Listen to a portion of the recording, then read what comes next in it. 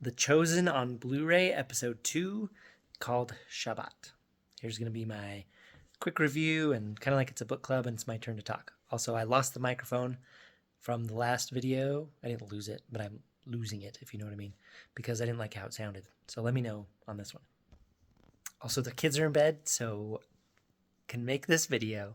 Speaking of kids, I actually showed the kids this episode, and they really liked it. Like, even though it's just people walking around and talking the whole time.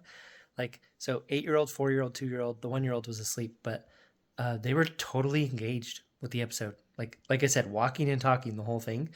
They were super interested. So that was awesome. Okay, one thing I'm very disappointed about the Blu-ray itself, like the authoring of the Blu-ray, is normally when you push this pop-up button on a Blu-ray. Yeah, I'm pushing it right now. That's not what happens. Normally it has a pop-up menu, then you can go and change the audio or stuff. This just goes back to the main menu, so that's not very cool. All right, I'm gonna show it again, mostly because it didn't pick it up very well in the last one, but the end of the theme song during the opening credits is so weird how the person singing like does this like really breathy thing at the end of the song. Listen. Wait for it. Why would you do that? So this part's cool, just picking up from the last episode where Mary has been healed. You see her now, and she looks like a very happy and productive member of society. Look at that. All smiles. She's a little bit shy. I have seen you lately. But look at this. Go ahead. Reintegrating back into normal people, non-possessed life. Okay, I'm realizing that if all I want out of this show is when Jesus is on the screen, I'm going to be disappointed because the so-called like fluff material takes up a massive amount of each episode. But the cast and everyone in those non-Jesus scenes are really, really good. Like you've got this Matthew guy. It would be highly unusual for Jewish men to betray one another. So says the Jew who collects And taxes. Quintus. Mine is a different circumstance. Anyway, so yes, this is like extra, I guess, non-scriptural content, but it's actually really good and interesting and very well done. So we'll continue. So we got Simon buying drinks for all the fishermen that he's like spying on and reporting to the Romans that they aren't paying taxes for their Sabbath fishing hauls. But we get a cool little like intro / cameo to what I think is eventually going to be James and John, like the James and the John. But check it out. Just kind of subtly sneak it in. Responsible adult. So make sure James and John get some too. Please, after you. Yeah, so I think it's cool that like kind of like Quintus's reference to John the Baptist in the other episode, how they just like subtly are adding in like, I guess, people and characters, kind of building the world. And this background fillery stuff, while like I said is not my favorite, they're doing it in a very authentic and interesting way. So I'm on board. I know I just said that, but here's another scene of the same stuff. So this scene I think is kind of like, other than the end like Shabbat dinner scene where Jesus shows up, this scene I think is kind of the centerpiece of this whole episode.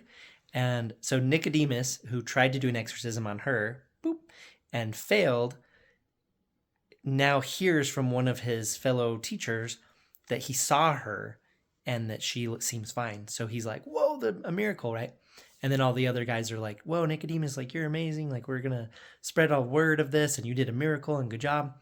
And so he wants to go check for himself, and he's talking to Mary now. And I think this conversation between them is incredible. I wish I could show the whole thing, but it's probably not copyright safe to do so. But I love how she says, he's like, how long after How long after Right here. my visit did you feel the change? It wasn't anything you did. It was someone else. Okay, look at him, how he says this. One else? I love it. He's such a good actor, and so is she for that matter. But she goes on to say that it was someone else, and she can't tell him who it was. And you just see the way he's acting in this scene is so incredible because he's really happy for her that she's healed. And at first he wasn't really patting himself on the back, but he was just like, I did this to you, like, you're better now. And then once he finds out it wasn't him, like, you can tell he's still happy for her, but that he's also having like this wave of complicated emotions. Like, wait a minute, there's somebody out there doing miracles and not seeking recognition for it. And you just see that he's like having his world shocked, kind of just like he did in the last episode. So he's been doing a really great job, like acting so conflicted and also acting very sincere. So Nicodemus's reaction, I think, is so authentic to if someone who's been like practicing religion like him for his whole adult life suddenly gets his world rocked. Like, he's doing such a good job. But I love what she says here, basically talking about I don't know why her I am sharing this with you. conversion, I guess. I don't understand it myself. But here is what I can tell you. I was one way. And now I am completely different. And the thing that happened in between was him. So yes, I will know him for the rest of my life. So, yeah, I think that's such a perfect way to say it. I was one way before, I was one way, and then I was completely different after, and he was in between. I mean, I slaughtered that, but I think the way she says that is so succinct and perfect to explain how a person could be converted. And I already said it, but I'm loving his acting right here. He's just so sincere and in awe. So in this series, the followers of Nicodemus, or his fellow Sanhedrin people, have been like borderline worshipful of him. And it's like really, really fake. And I think he's getting really sick of it, especially with the stuff that he keeps encountering. And watch his social smile just disappear off his face once this guy says this thing about Honored making Rabbi, him whole. We are humbled and honored by your presence in Capernaum. You make us whole. Only God can do that. His smile just like disappears. And so he's really like, he's like getting converted, but it's like he doesn't know to what or to who. So it's his. I'm very interested in Nicodemus's arc. And just like the first episode, this episode keeps the same structure where it goes back and forth between multiple different groups of people preparing and having their Shabbat dinner. So this is kind of a cool little touch that they add here. So she's preparing the dinner. She doesn't quite remember like all the things and rites and ways she's supposed to do it, as exemplified right here, Of course I've been to one. Been to lots. where she Never kind got of invited. messes up a little bit, but it ends up turning out What's really the cool. extra seat for? For Elijah, am I right? I remember my mother always setting an extra place for Elijah. That's only for Passover. Just once a year, it said. So she set an extra seat empty because she thought that's how you're supposed to do it. And then look who shows up for dinner. So this nice looking young man shows up for dinner and she's totally mind blown.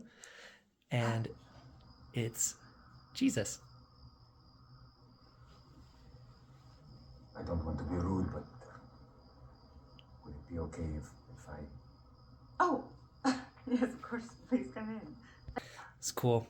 Find out that these two guys are students of his.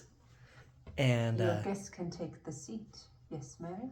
Oh, of course. then he Yes, gets of to course, sit in the please. seat that was left This open is for fine. Elijah. So Keep saying of course a lot. pretty cool. Francis is the man I told you about who helped me. Oh. Anyway, this is and then it goes back and forth from her dinner to Nico's super elaborate dinner where it shows the wife is talking about each dish on the table and like where they got it and how expensive it is. And I'm just loving the contrast between like the humble dinner of these people and then like the super ultra religious guy. His dinner is like the most superficial. But then it's cool. It starts going through all of them, like kind of reciting the words. But I love the parts of the episodes where he shows up. I think it's very powerful. It feels very authentic, and it's very uplifting and inspiring. And honestly, after I saw a few episodes of the show, it made me kind of want to start reading the New Testament again. So I think the show's doing its job. My kids loved it. And the second episode I thought was even better than the first episode. And I'm getting more invested in the little side characters. I think Simon's side little plot is probably the one I'm the least interested in. I really like Matthews and Nicodemus and, of course, Mary. But even Simon's isn't bad. It's just I'm the least interested out of all the side stories.